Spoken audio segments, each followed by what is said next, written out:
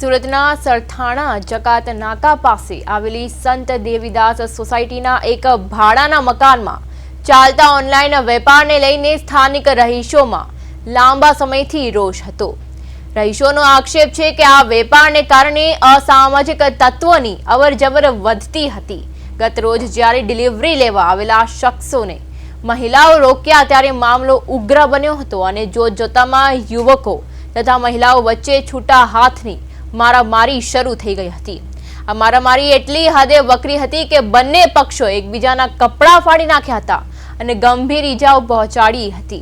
ઘટનાની જાણ થતાં જ સરથાણા પોલીસનો કાફલો ઘટના સ્થળે દોડી ગયો હતો અને મામલો શાંત પાડ્યો હતો। ત્યારબાદ બંને પક્ષોને પોલીસ સ્ટેશન લઈ જવામાં આવ્યા હતા, જ્યાં મોડી રાત સુધી પોલીસ દ્વારા સમજાવટની પ્રયાસો હાથ ધરાયા હતા। અંતે બંને પક્ષોએ સામસામે ફરિયાદ નોંધાવવાની તજવીજ હાથ ધરતા પોલીસે ગુનો નોંધવાની પ્રક્રિયા શરૂ કરી છે। આજ સાથે આપણા સંવાદદાતા અરવિંદ રાઠોડ જોડાઈ ગયા છે। જી અરવિંદ, સરથાણાની સોસાયટીમાં બે પક્ષો વચ્ચે જે ધીંગાણું સર્જાયું છે તે અંગે શું છે સમગ્ર વિગત?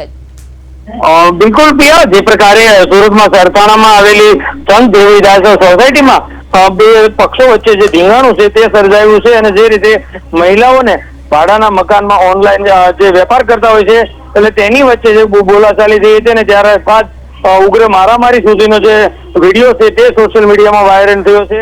એટલે આ પ્રમાણેની જે સોસાયટીમાં જે ઓનલાઈન વેપાર કરતા વચ્ચે બોલા થયા બાદ આ સમગ્ર મામલો જે ઉગ્ર બન્યો હતો।